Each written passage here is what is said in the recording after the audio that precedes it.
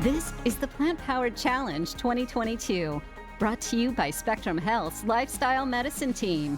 Hello, and welcome to the Plant Powered Lunch Cooking Class. I'm Elizabeth Suvedi, Manager for Culinary Medicine at Spectrum Health. I'm excited to introduce to you today Dr. Rima Shah. Dr. Shah will be cooking with me today as we prepare some super delicious plant-powered lunch recipes. Dr. Shah serves as the Vice President, Department Chief of Primary Health and Virtual for Spectrum Health West Michigan. In her role, Dr. Shah provides strategic and clinical leadership for primary care, urgent care, occupational health, and virtual health in the 13 West Michigan counties served by Spectrum Health. With 555 physicians and advanced practice providers, Dr. Shah is responsible for leading safe patient care and helping Spectrum Health to deliver on its vision of personalized healthcare made simple, affordable, and exceptional. Dr. Shah lives in Grand Rapids, Michigan, along with her husband and 2 teenagers. With that, let's get to cooking, Dr. Shah.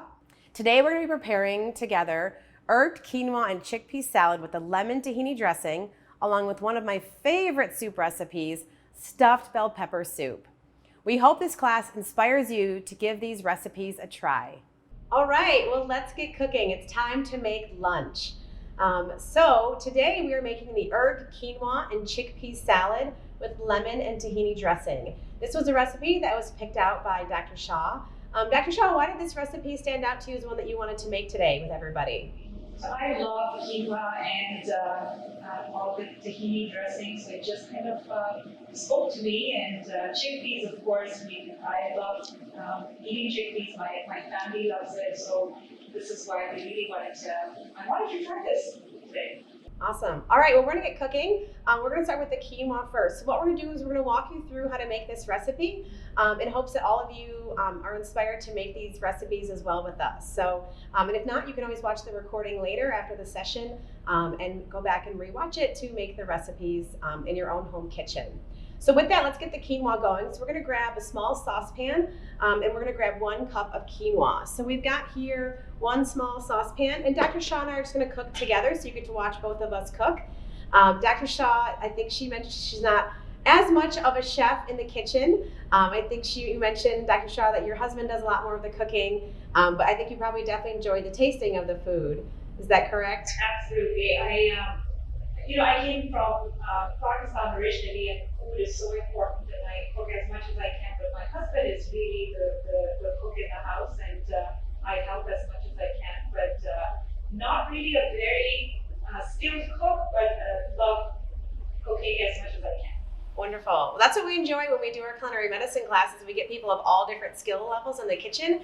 And so we enjoy kind of working with them wherever they are in their cooking skills and helping to elevate those cooking skills. So let's get the quinoa on. So we're going to go ahead and we've got the saucepan here. And if you want to go ahead and put 1 cup of the quinoa, it's the dried quinoa in there, and then 2 cups of water. And then what we're going to basically do is we're going to get this on our stove top and we're going to get it cooking. We're going to put the lid on it. Quinoa takes about 10 to 15 minutes to cook. So we'll get that on, we'll turn it on I turn it on to high, get it to come up to a boil, and then I put a lid on it and then bring it down to a simmer and let it cook for about 10 minutes. You could even turn it off after 10 minutes, leave the lid on, and it'll still continue to cook a little bit more just from that steam that's already in there. So all right, we got the quinoa cooking. Now we get to chop up some vegetables to go in the salad. So as we're talking about with lunch today, sometimes with lunch, you don't always have time to heat something up and have a meal that's warm. And so that's one reason why I also really enjoy this recipe is you can make this the night before, make this on the weekend, maybe portion it out. And then throughout the week when you're busy, you just grab one out of the fridge and you can just eat it cold, or you could warm it up a little bit. So, all right. So the first thing we're going to chop up is some spinach. So we have here 1.5 cups of some baby spinach. You either could just put it in the bowl like this, but I find I like to chop it up a little bit so it's not so large. I think actually, Dr. Shah, you and I have similar age children. I think we both have a teenager and a teenager at home. Yes, that is correct. I have a 16-year-old daughter and also a 12-year-old son. They both love cooking. Oh, wonderful. That's always great when you can have them learn how to cook, especially at a young age before they go off to live on their own, so then they can hopefully feed themselves with great nutritious food as well and know how to cook it. So So once we have that spinach chopped up, we put out here, this is called a bench knife. So it's something that it's helpful sometimes for cooking if you're chopping a lot of things. You can use it to easily scrape up the things you've chopped, either put them in the pan or put them in the bowl. So we'll go ahead and put this spinach in the bowl here. You could also just use your knife. Oftentimes at home if I'm cooking, I'll just use my knife, take it over to the pot, and then just scrape everything off. You might want to use the dull side of the knife though, so that you don't have it, the other side get dull just from scraping it so much on your cutting board. All right, so we've got the spinach in there. The next thing we'll do is some fresh parsley. So we've got some parsley here that's been rinsed. And so we'll grab that bundle of parsley here. And one thing I like with this recipe is you don't have to be super precise on how you chop and slice things. But as a reminder, when you are using a chef's knife, you do want to make sure you have a really nice grip on that knife. So you don't want to have your finger out like this or have your hand far this way. Just make sure you always have a really nice grip on it like that. And then essentially with this parsley, Dr. Shah will just go ahead and put it like in a bundle. And then I cut the bundle in half, and then I stack those bundles together. And then with my other hand, you kind of want to make sure you have like a claw so you don't end up cutting your fingers off. You don't want any injuries here in the kitchen today. And then you just start dicing that up. And I use the stem and the leaves. I find that they taste very similar, and there's so much great nutrition in both of them that it's helpful just to kind of really use it all and put it all in there. All right, let's chop up some cilantro. Dr. Shah, do you like cilantro? I love cilantro. Okay, wonderful. Some people don't enjoy it. So if someone doesn't enjoy it, you could definitely leave it out of this recipe. But since both of us enjoy it, we'll chop it up. We're going to chop it up in a similar manner as we did with the parsley. So we'll chop it into a bundle and then put those together. Same thing, you will use the leaves and the stems all together. I sometimes heavy hand this when I put it in because I also, like you, would really enjoy it. So we'll go ahead and chop up the cilantro, and then we'll put this in the bowl. And with this recipe, you could use other herbs. If you only have one herb, you could use that. Rather than spinach, you could probably use kale or maybe some Swiss chard. Dr. Shah, do you have any favorite greens that you like to eat or ones that you often kind of tend to purchase at home? Spinach is something I really enjoy a lot and cook a lot too. So. Awesome. And Dr. Shah, we have you to thank, I know, for really being a pioneer in the community when it comes to developing our culinary medicine program. People may not know that years ago, there wasn't a culinary medicine program at Spectrum Health. And Dr. Shah, thank you so much for really helping to spearhead kind of communicating that within the organization and helping to get the program initially launched, such that now we have a really robust medical resident education with culinary medicine for our residents, where we bring them in and teach them all different classes. We get to bring them in the teaching kitchen. Some of them we do virtually in their home kitchen. So it's been great to kind of add that extra education. So thank you for that. All right, so let's get back to chopping. We've got some green onions to chop up. So we've got some beautiful green onions here. We're gonna chop these up. The first thing we're gonna do is we're gonna chop off the ends. So with the green onions, the little kind of root part, we'll just line these up together and then chop those off. I have heard people say that you could put these in water, the little root end, and they will grow. I've tried it. I have not been successful with it. I have heard others have. So those of you that want to give that a try at home might be something fun to try. So with this, I'm going to follow a similar approach to the others where I have the long green onions here. I'm going to chop them in half in the center, bring them together in a little stack and bundle, and then we'll go ahead and chop these up. Dr. Shah, I'm going to make sure we send you home with leftovers today so you can share with your husband the food we prepare. So this way you'll have made him a nice meal as well, and your kids can taste test the food we make today. Oh my gosh, they're going to love that. I would love that too. Wonderful. All right, so get this all chopped up. And then with this, one of the things we're going to show you today is making a homemade dressing. So we really encourage people, so these green onions, we'll toss them in the bowl. We really encourage people as much as they can to make their own dressings at home. Making your own dressing is extremely easy. It's really basically some kind of acidic, some type of acid that might be like apple cider vinegar, lemon, lime juice, maybe a little bit of olive oil, maybe a little bit of sweetener like a honey or maple syrup. You might maybe put some salt and pepper in there and season it, or maybe some herbs or some garlic. It doesn't have to be super complicated. But really, you get away from having, when you look at other salad dressings at the grocery store, there's a long list of ingredients you probably can't pronounce. So we want to really encourage people to know how to make their own dressings at home, that they feel empowered to do so. So with that, everything is in the bowl here. We're going to wait until the quinoa finishes cooking, and so we'll go ahead and make the dressing next. And then when it's done, we'll kind of bring it all together for the final dish. Okay, so we're going to grab the small mixing bowl now, and we're going to work on the salad dressing. So with this, there is 1/4 of extra virgin olive oil. We're going to go ahead and add that to the bowl. Now, when I make this recipe, like you, Dr. Shah, I do have kids at home, and my teenager eats so much, I cannot keep up with him. So I often find myself making a double batch of something when I prepare something. So that way it's in the fridge, it's ready to go. And when he comes home from school and he's starving, he just opens the fridge and looks for whatever food is there. Because I'm like you, a working mom. I don't have time to like always be preparing food for him and cooking things, but I want to hopefully ensure that he gets some healthy food to eat. Okay, so now we'll put in the tahini. So what is tahini? Dr. Shah, do you know what tahini is? I do not. Okay, well that's a great opportunity for us to tell everybody. Tahini is ground up sesame seeds. So when you think about like peanut butter is just ground up peanuts. Tahini is just ground up sesame seeds. It adds a really nice umami type flavor. It's kind of a natural fat to add to things. And so today we'll use it as in our salad dressing. And I think you'll notice when you eat the salad that you're really going to pick up on that tahini flavor. So we'll put that in there. The next thing we're going to do is squeeze some lemons to get some lemon juice. You could either use lemon juice that's just store-bought in a bottle. I tend to just keep some lemons and limes at home, and then I just squeeze them in there. We want 1/4 cup, so there is a small measuring cup that we'll use to measure out 1/4 cup of lemon. And to slice the lemons, we're just going to cut them. Whoopsies, I got lemons rolling all over here. We're just going to cut them in half.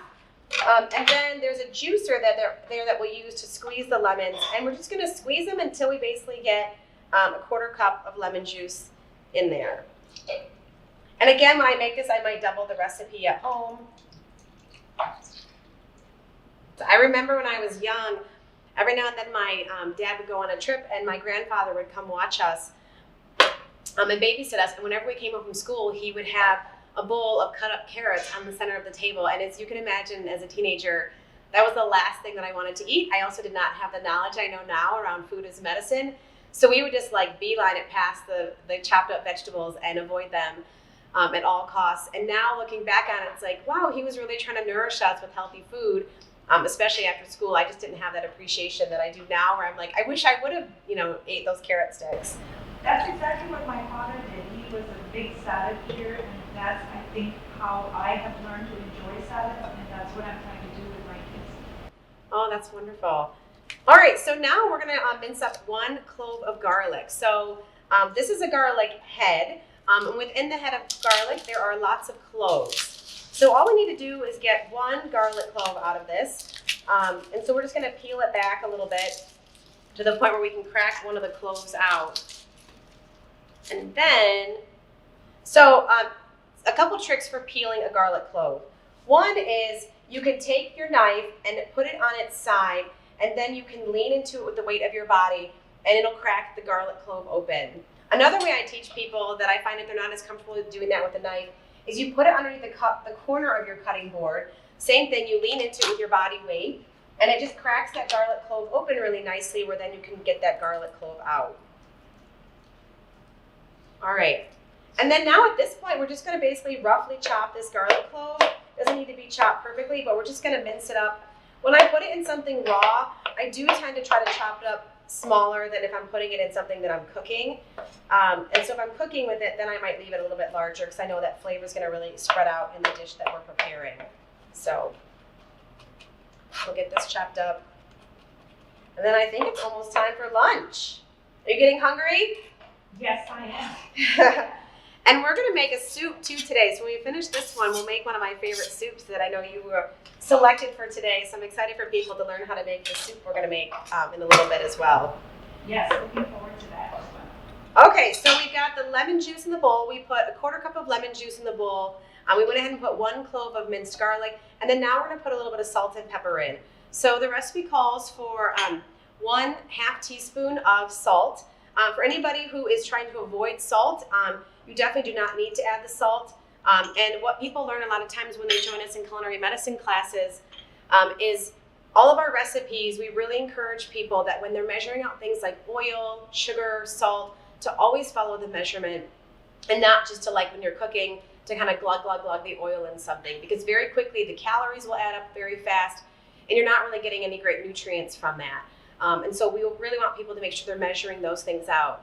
But for things like black pepper, that's just a great spice to add. And so I personally like things a little more peppery. I like a little heat in my food. And so I oftentimes might double the amount of black pepper in my dish, and that's totally fine to do that if you'd like. We also get people who don't like spice at all. And in that case, we say, just go ahead and leave the black pepper out. So I'm gonna put in, the recipe calls for a 1/4 teaspoon, so I'll put that in today. Dr. Shah, how do you like things? Do you enjoy spicy food? Do you like things more on the mild side? Love spicy food. The spicier the better. Okay. And salt, we could do a little bit better with salt, not too much salt, but spicy is really the way to go for me and my family. I think my kids love spicy food as well. Oh, wonderful. Yeah, so when you actually take this home and serve it to them, I would encourage you to sprinkle some red pepper flakes in it when you serve it to them. And I think they might like it even more, to kind of give that, like, filling out those kind of all those flavor profiles when they eat it, because you're going to have the acidity from the dressing, and then you're going to get that little bit of heat when you have that bell pepper flake in there too. So we've whisked up our dressing. Again, you could, if you like this dressing, you could double it, keep it in your refrigerator for about a week, and just kind of pull from it as you need. So we'll get that whisk, get it all nicely whisked together. You could also, I have a magic bullet at home. Sometimes I'll throw it in my magic bullet just to whip the dressing up really quick. That's another great option. And so now I think we're going to check on the quinoa, and hopefully the quinoa is done. And then we'll put that in here along with the chickpeas as well. We need to get those added. So let's check our quinoa. All right, so look at that. That's finished quinoa. It's nice. It's come together really nicely. One reason I like quinoa is you really can't mess it up. If you overcook it, it still tastes great. So unlike some of the other grains, like if you overcook brown rice, it's not that great in terms of taste. It kind of is mushy. But quinoa, I find it's very forgiving. So that's another reason why I enjoy cooking with it. All right, so let's grab, there's a large spoon here. We'll pour the quinoa into our large bowl. And then we're also going to grab the chickpeas. So we do have 1 can, a 15-ounce can of chickpeas that we've drained these. And so beans are a great source of protein and fiber, and they're super inexpensive. So oftentimes people will tell us it's expensive to eat healthy, and I am here to tell you that's absolutely not the case. I think a can of beans probably costs like 69 cents. And so really it can be very inexpensive to eat healthy. You just have to kind of have some good recipes that you know of that you can pull from. Okay, so we've got the chickpeas in there, and then now let's go ahead and add our dressing. So we'll put that dressing in there, stir it all around. How are you feeling about the cooking so far, Dr. Shah? Are you with me? Are you feeling confident and comfortable over there? Yes, I am. This looks amazing. I can't wait to eat it now. Oh, wonderful, wonderful. And Dr. Shah, I know you still see patients some as a primary care physician. Where do you see that correlation between kind of like food as medicine and maybe the patients you see, and probably I'm guessing you also see some patients that might have some chronic disease? Yes, so great question. You know, I just, food is medicine like you mentioned, and primary care is basically prevention and preventative medicine. So that is the foundation of primary care. And how can we prevent patients from developing chronic diseases and also preventing progression of chronic diseases like diabetes, hypertension, heart disease. And I have truly seen how patients, when they have changed their lifestyles, when they've changed their food, the impact it has had on disease progression. So I've had patients who were diabetics and changed their lifestyle, changed their eating habits, and were off of insulin and sometimes even off of all medications.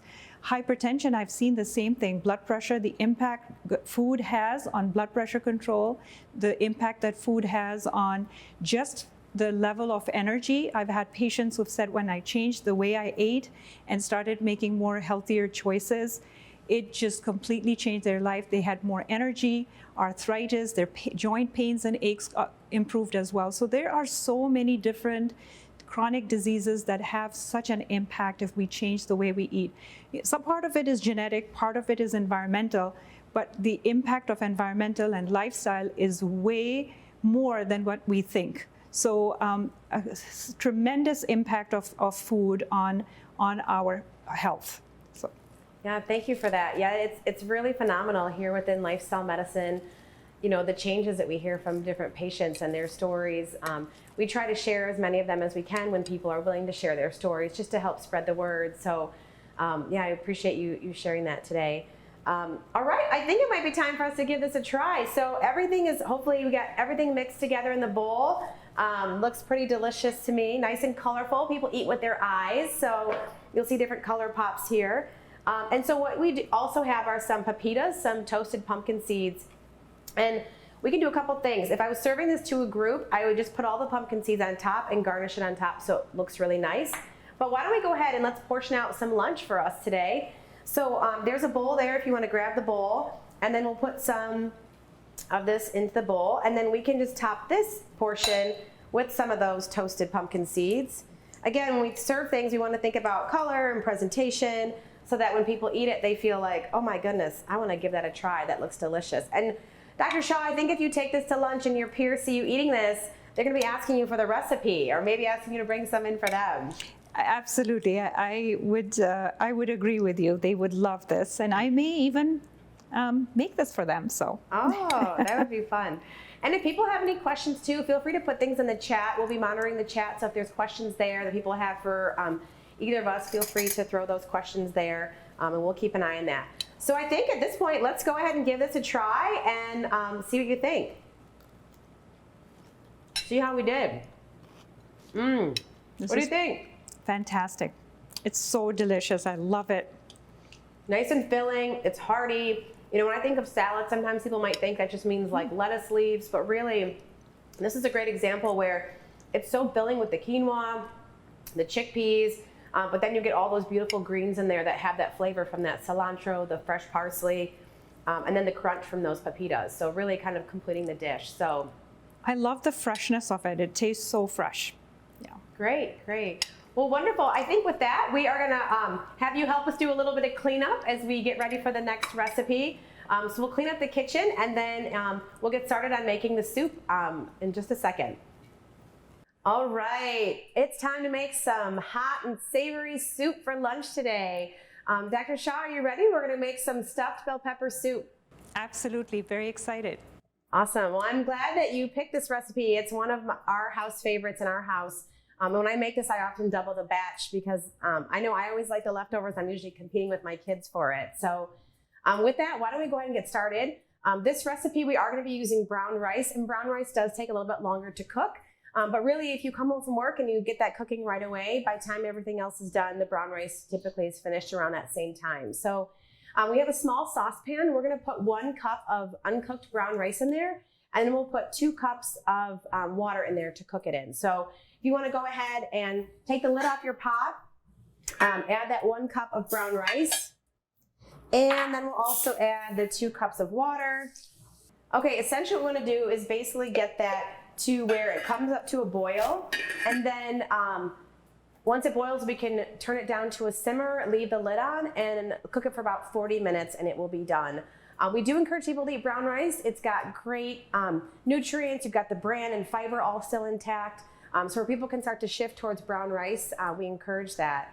Dr. Shah, in your kitchen, are there any whole grains that you guys like to cook with in your house? Yeah, we love to cook lentils. I think that's one of our favorites. My kids love lentils, and I have learned from my mom. She taught me how to make lentils, so that's our favorite. Oh, wonderful. Well, yeah, we'll be cooking with lentils today.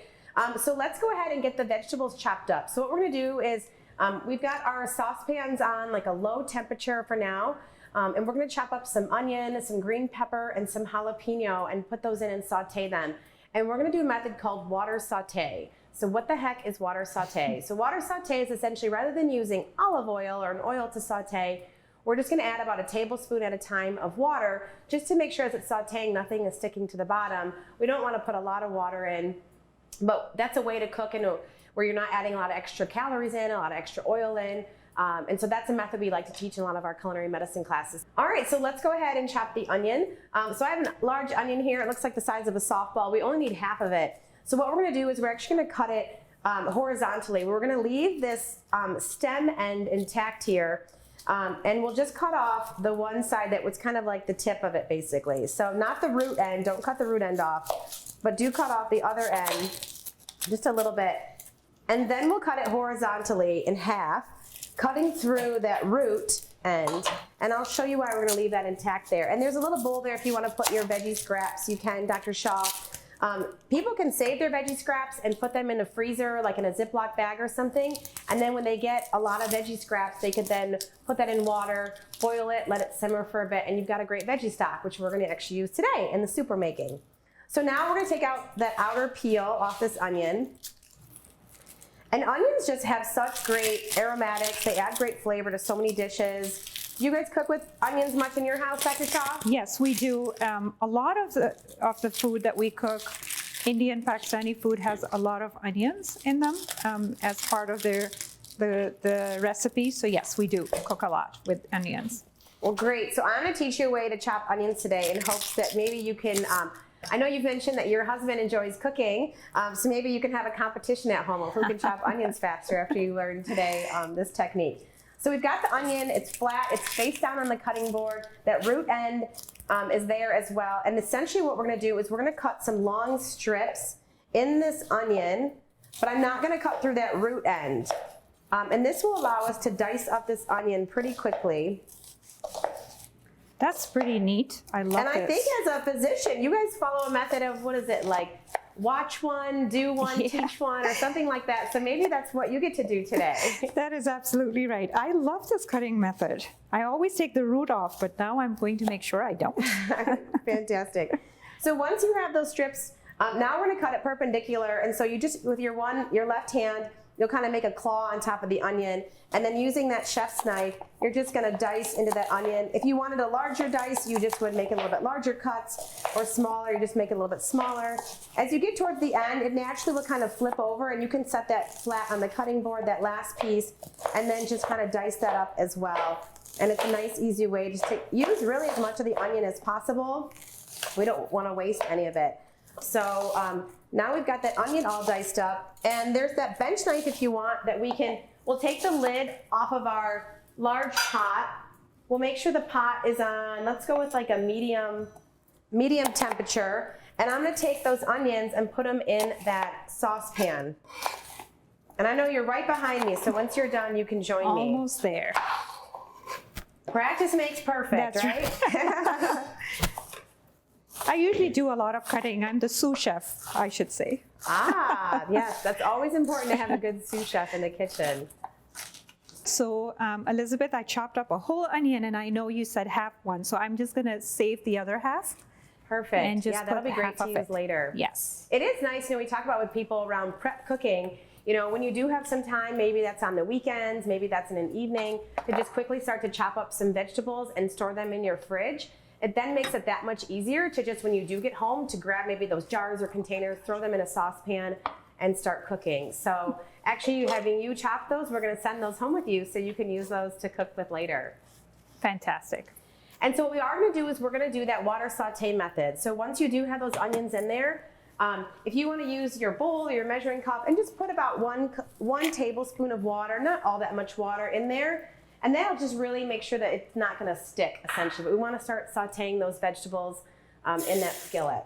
And you can just give that a little bit of a stir just to move it around. And we'll have it about on a medium-high temperature.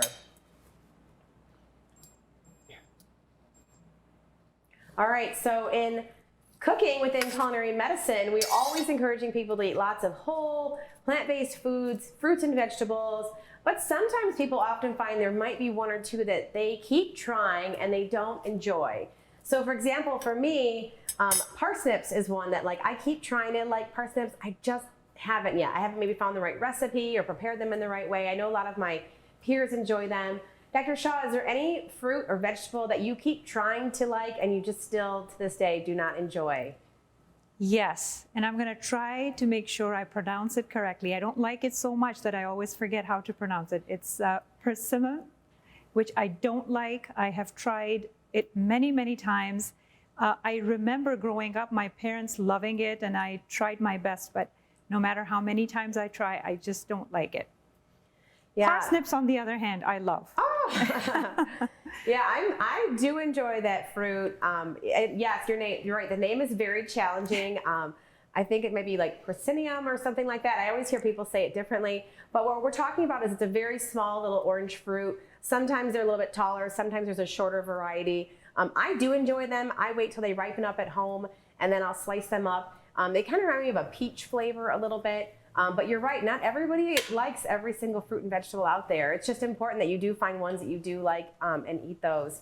If people do have any questions for us today, feel free to put them in the chat. We'll try to monitor the chat and answer those questions. We're glad that everyone's joining us today and get to spend some time in the kitchen with Dr. Shah. This is a rare opportunity, cooking with the docs, and so we've really embraced getting this opportunity and have this time with them. So with that, we're going to keep going. So the next thing we need to chop up are some green bell peppers. We have 2 green bell peppers. We're going to chop those up.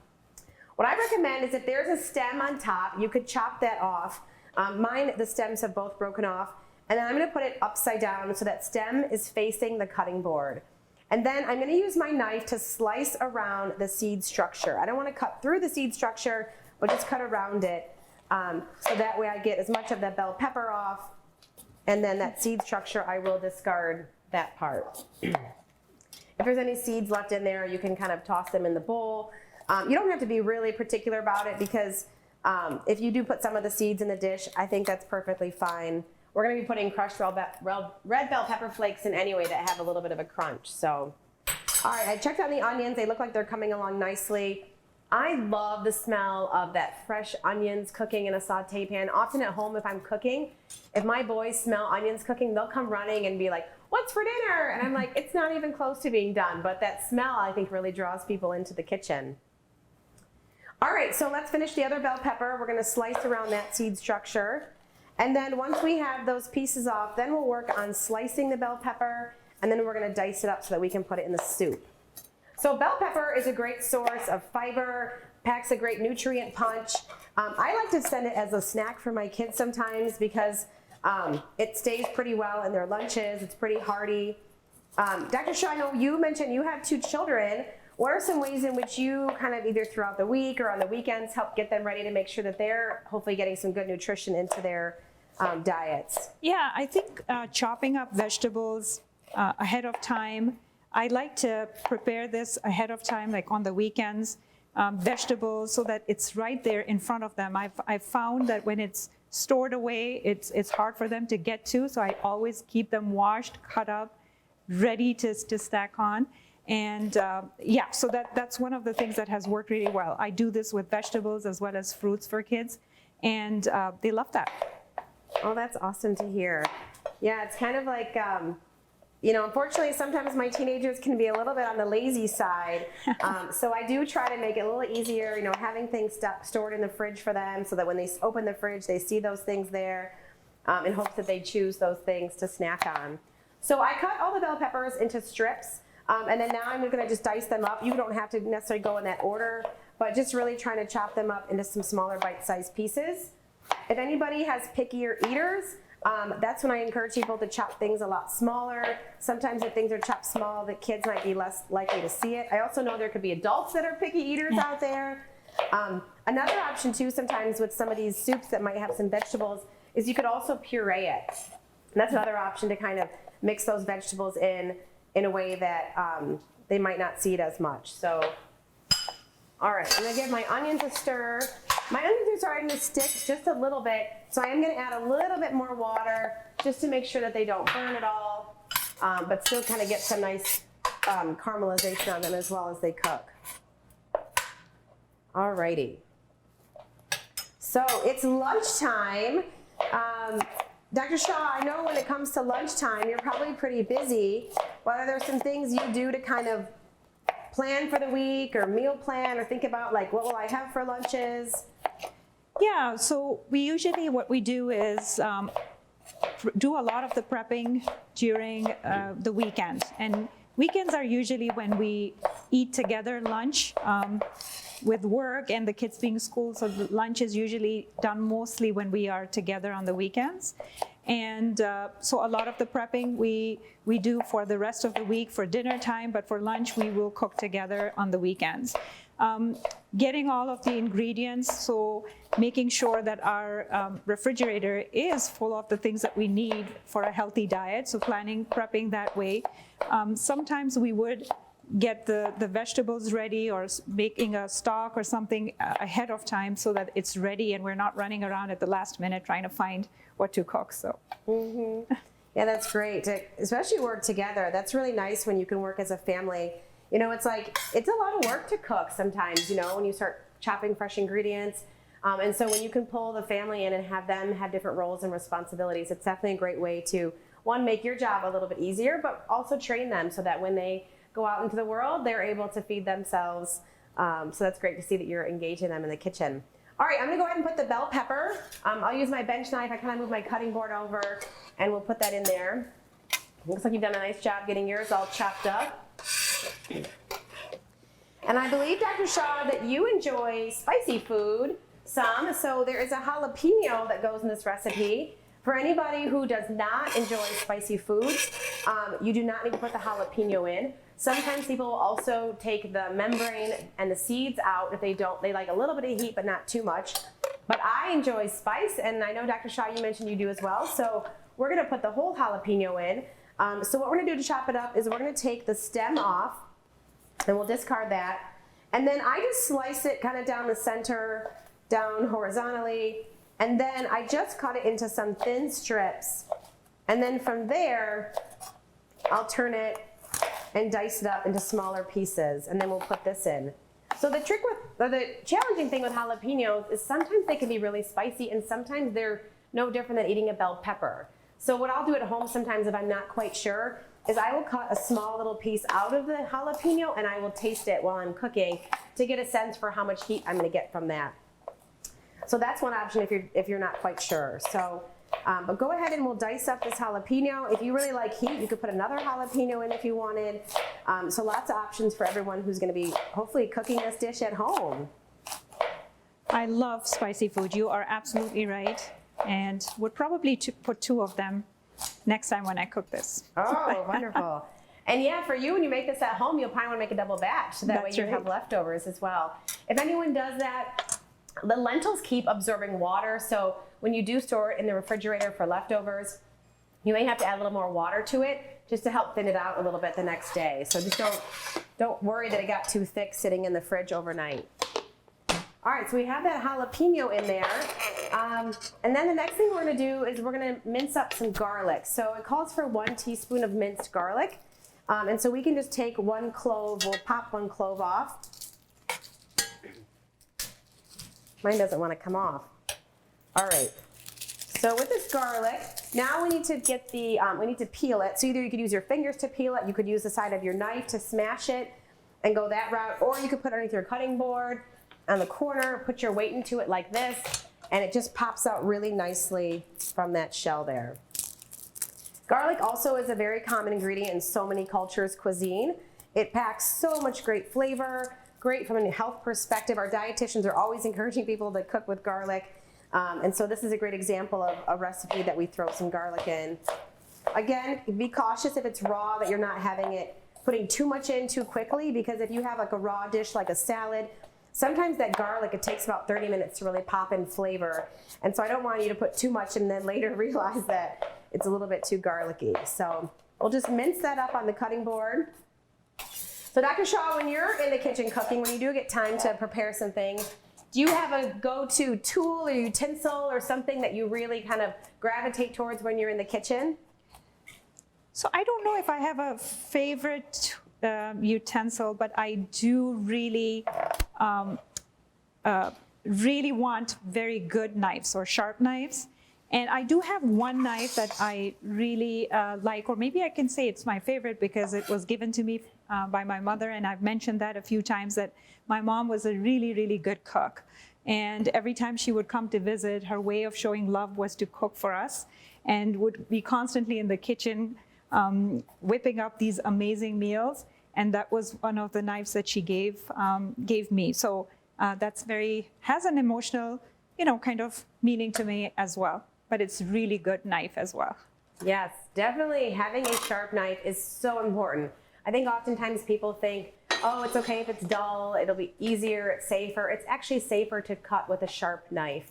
And so we really encourage people to make sure they do sharpen their knives in their kitchens.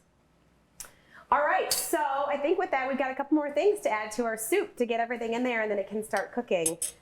So we're gonna go ahead and put in 6 cups of vegetable stock.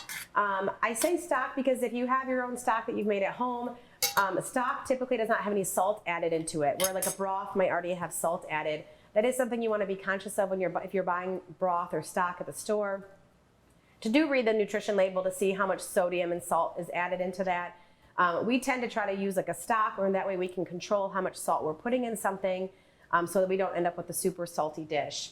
So with that, why don't we go ahead and add, we have 6 cups of vegetable stock. Let's put that in our pan here.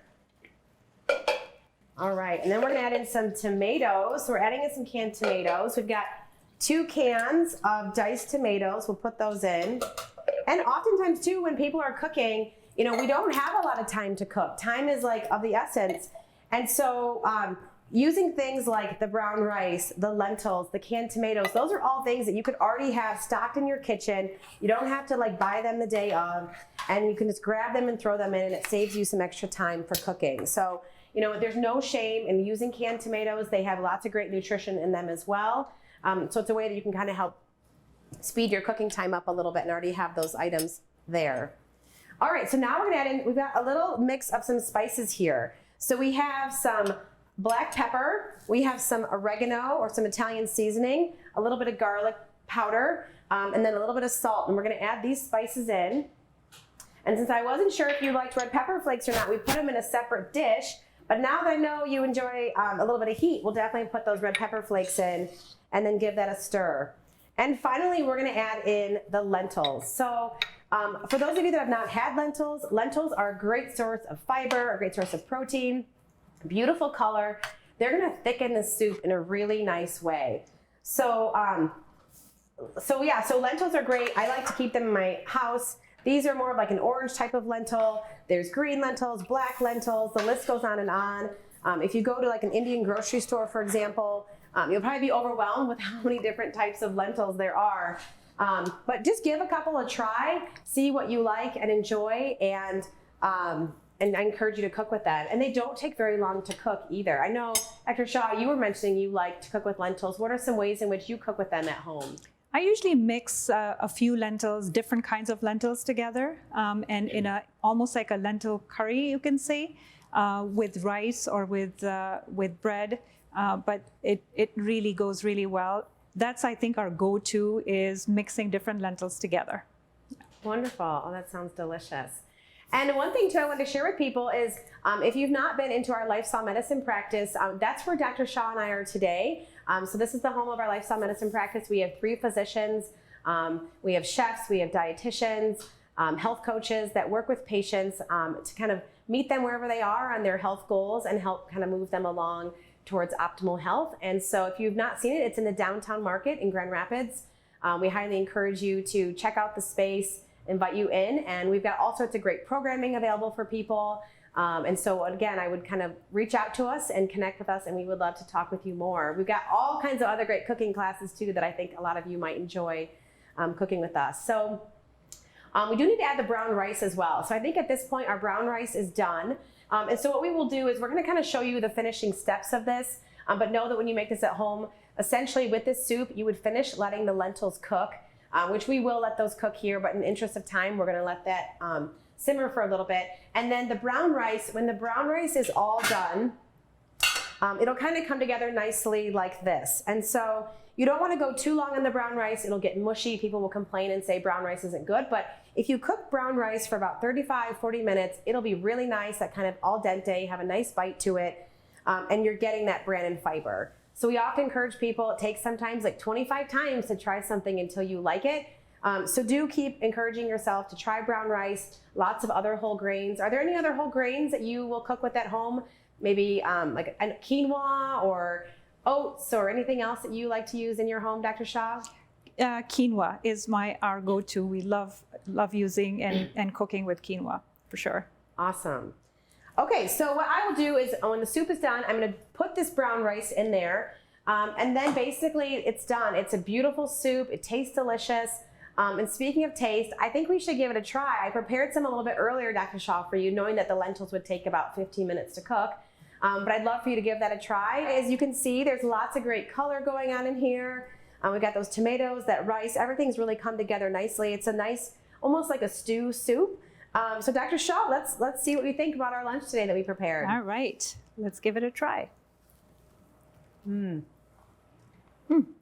This is fantastic. What do you think? Nice and filling. So It'll probably keep you delicious. for the rest of the day till evening. It's delicious. Well, thank you so much, Dr. Shah, for joining us for our segment today. It's been wonderful to have you as a guest in our teaching kitchen. Perhaps maybe if you could leave us with any tips or advice that you, as a busy working person, do to take care of your own health. You know, oftentimes people are busy.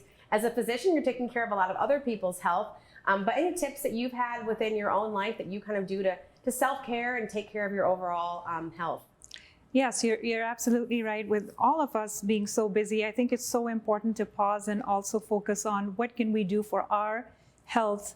And one of the things that we try to do, my husband and I and our kids, is to take walks, going to the park. We just got 2 dogs, and they keep us active too. But walking, spending time with family, and making it fun, I think has worked really well for us.